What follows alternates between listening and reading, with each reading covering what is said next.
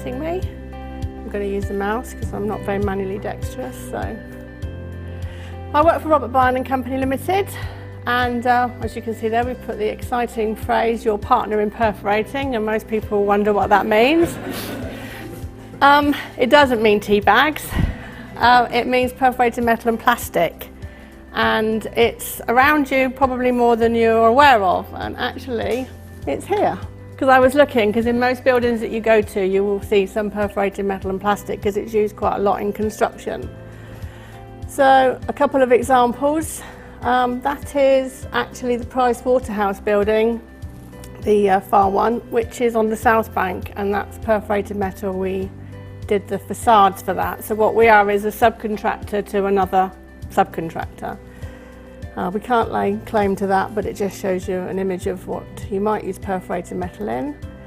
And a speaker grill in a car, cooling centres and lighting amongst the more larger applications. And then one that you probably wouldn't be aware of is the what I call the sort of braille concrete by traffic lights and everything, so that you've got the knobbles, as I call them, on the pavements. That's actually extruded from plastic.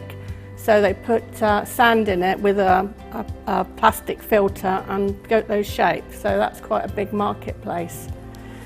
So the company's been established since 1966, so we're just coming up to 52 years trading, and I've worked there for 30 years. When I joined in 1986, it was primarily presswork as opposed to perforating, so it was probably people piecework, one lady, one machine, and there was a lot of females there at that time. Presswork was sort of quite common in the UK, and perforating, there were only 2 other people other than us that do it, so the idea was to move into something that was a bit more of a niche market, that was more capital intensive in terms of machinery and less labour intensive. So for example, a perforating line now with a levelling line would be over £1 million, so there's sort of quite high barriers for other people to come in. But it's also quite a specialist knowledge industry, because there's a lot that can go wrong when you perforate metal. It needs to be flat for it to have a good application. So I was lucky to join at a time when the business was going through rapid growth in terms of sales growth, and there were opportunities that were made available to me that I took. Hence I'm here today. So we're quite proud of what we do, and as an SME, because there are only 28 of us at the moment, we think it's important that we look outside and we don't become too insular. So we're quite keen on getting involved with other people. So we entered the Best Factory Award in 2011, of which we got the judges' commendation. We have ISO, which we've had since 1993, and we work with EF, Jim over there, and my boss is a board member and I a judge in the Manufacturing Awards. We also quite like to blow our own trumpet, so anytime we've got anything that we think is noteworthy, we like to get it in the press. So this was actually 5 years ago. There's 5 of us on the picture there, and there were 3 of us that year were celebrating 25 years service, and the other 2 people were actually celebrating 30 years service. So we thought we'd get that in the Evening Post. We also appeared on the BBC News at 10 with Robert Peston when he was doing an article on productivity. And then last year we had the Budget Day actually filmed at our premises, so everybody was very excited about that. So there is Misha Hussain with my boss on the shop floor. So what about the world of work?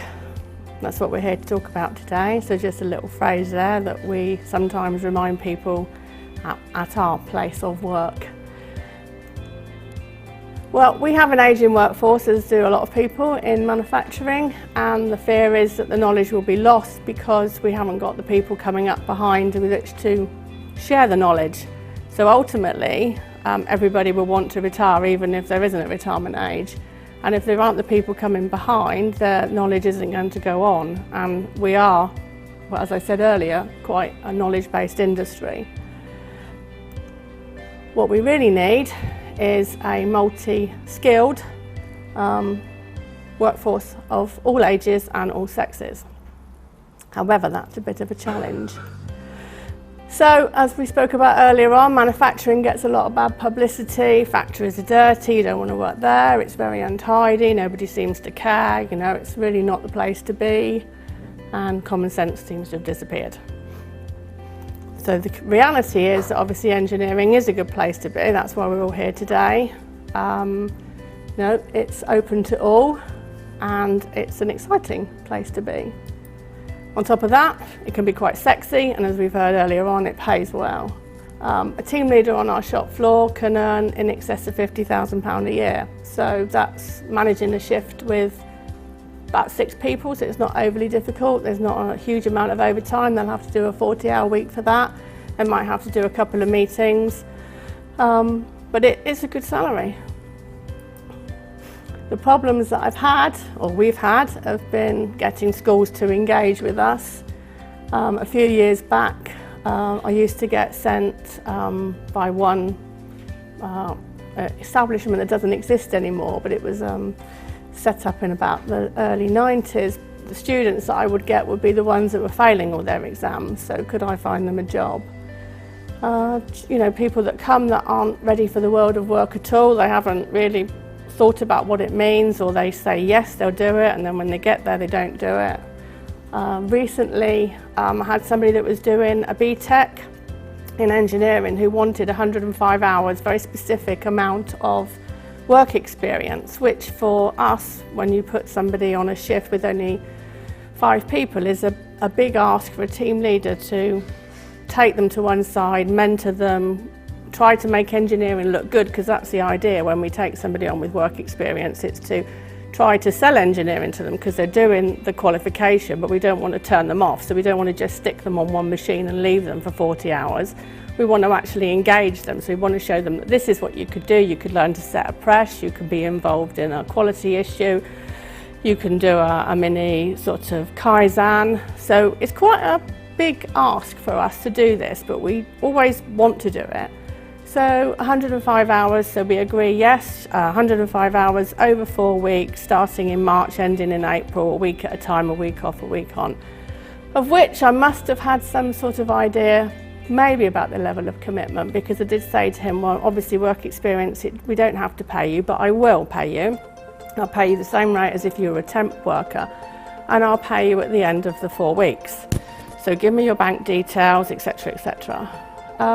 First week okay, second week okay, week 3 came and he didn't appear, and then I got an email from him saying, thanks very much, but I've just checked with my tutor and actually I don't need to do 105 hours, so I'm not coming in anymore. So that's what I have to put up with. So, however, light at the end of the tunnel. So at the moment, things are more positive. I've had a young lad from Reading School email me and say that he's thinking of doing engineering after A-level. He wants to do a year in industry because we work with EDT. Could he have a week work experience in August just to see if it's the sort of thing that he might like? And I've said yes, please come along.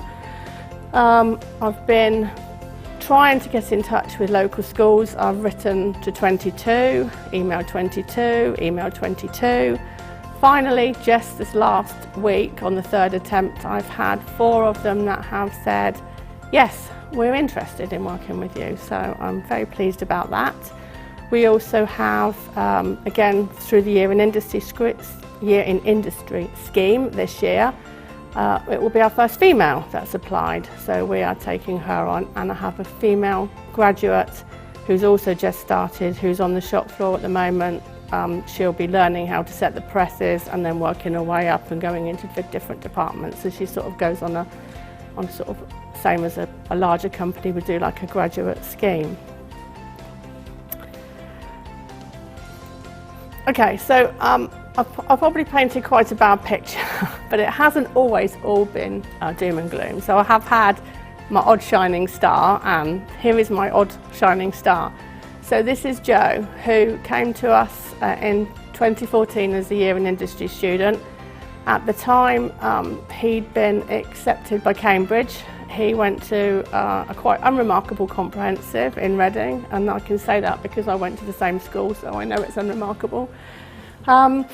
He did, when he came for interview, he was very shy, very withdrawn. There were sort of doubts about whether or not he might be hardy enough to cope with the day-to-day on the shop floor. But I noticed on his CV that he put down as a hobby that he'd been doing since the age of about 15, that he worked at Didcot Great Western Railways.